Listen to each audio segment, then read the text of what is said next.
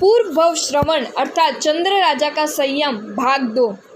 तिलक मंजरी ने रूपमती को चिढ़ाया, देख तेरी कोशी, मेरी कांवर के 1000वें भाग में भी ये क्या आ सकती है। रूपमती हती गुणोय डाही पण पंखी थी रोशी रे, आगल भावी कोई न समझे कौन जाने कौन जोशी रे। रूपमती समझदार एवं सरल थी, फिर भी वह होश खो बैठी। उसने कोशी को अत्यंत पीटा, उसके पंख तोड़ डाले। कोशी के रक्षक ने उसे रोका, परंतु वह बिल्कुल नहीं मानी। परिणाम स्वरूप कोशी तड़प तड़प कर मर गई। मरती मरती को उसकी दासी ने उसे नवकार मंत्र सुनाकर धर्म प्राप्त कराया और उसने ऐसा कार्य करने के लिए रूपमती को भारी उपालब्ध दिया। तत्पश्चात रूपमती को भी बार बार पश्चाताप हुआ कि अरे मैंने पक्षी के प्राण लेकर ठीक नहीं किया। तिलक मंजरी ने तो रूपमती के इस दुष्कृत्य का प्रचार करके उसकी और जैन धर्म की अत्यंत निंदा की। रूपमती घणुए पछतावे, कोशी ने दुख देई, पण कीधु अणकीधु न होवे। बापड़ला रे जीवड़ला, तू करजे काम विमासी, विहड़े जातू आवतू, विहड़े कर में करवत काशी। रूपमती ने कोशी को मार दिया, परंतु तत्पश्चात उसे अत्यंत पश्चाताप हुआ। अब जो कर दिया था वह तो हो चुका। सत्य बात तो ये है कि जीव को कोई भी कार्य पर्याप्त सोच विचार करके करना चाहिए, ताकि बाद में पश्चाताप न करना पड़े। बुरा कार्य करते समय भी दुख होता है, उसी प्रकार उसका फल प्राप्त होता है तब भी वह दुख देता है। तत्पश्चात रूपमती ने तिलक मंजरी के साथ सरसाई मंत्रणा करना बंद कर दिया।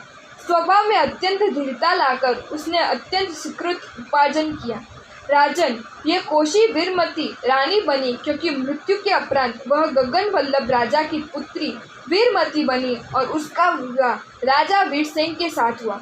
हे राजा, रूपमती वह तू स्वयं चंद्र, तिलक मंजरी वह प्रेमला लंची, साध्वी को फांसी खाने से रोकने वाली सुरसुंदरी वह गुनावली, गली में फांसी खाने के लिए तत्पर साध्वी वह कनक ध्वज, कोशी का रक्षक वह सुमति मंत्र और काबर का रक्षक वह हिंसक मंत्री तिलक मंजरी एवं रूपमती का पति शूरसेन वह शिव कुमार नट, रूपमती की दासी वह शिवमाला और काबर का जीव ये कपिला ढाई माता।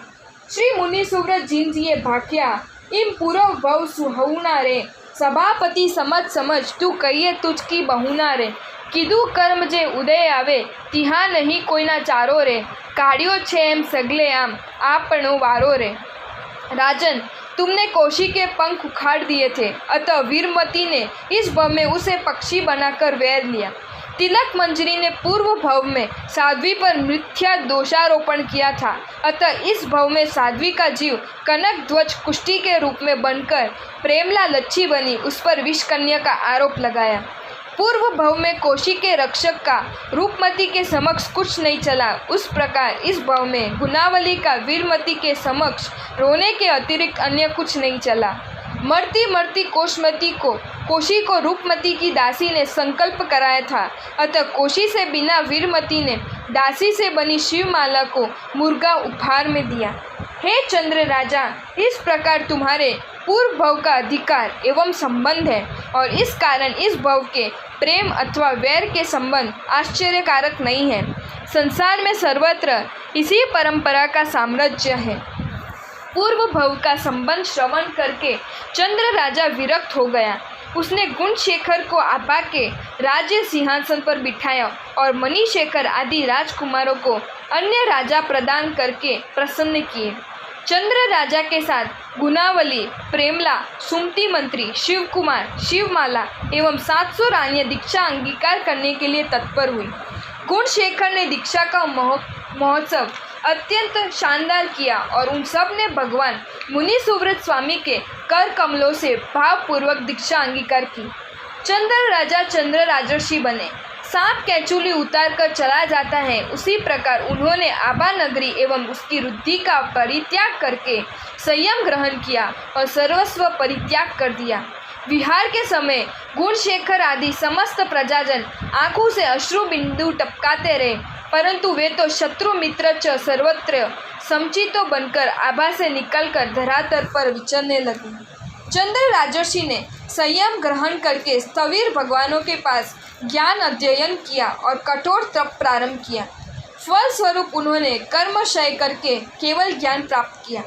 गुनावली आदि साध्वियों ने भी निर्मल संयम का पालन करके प्रवर्तिनी की आज्ञा में रहकर अपना जीवन उज्जवल किया।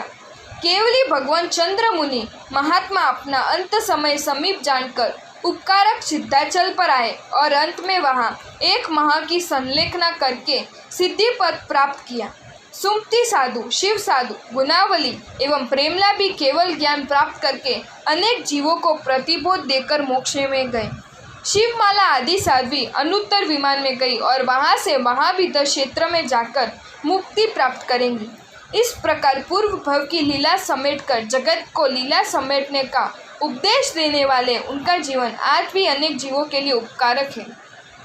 चंद्र राजा का ये चरित्र चंद्र राजा के रास के आधार पर संक्षेप में यहाँ प्रस्तुत है। अगर आपको ये वीडियो अच्छा लगा हो तो इस वीडियो को लाइक करें और मेरी channel Jain facts and stories को सब्सक्राइब करें। धन्यवाद।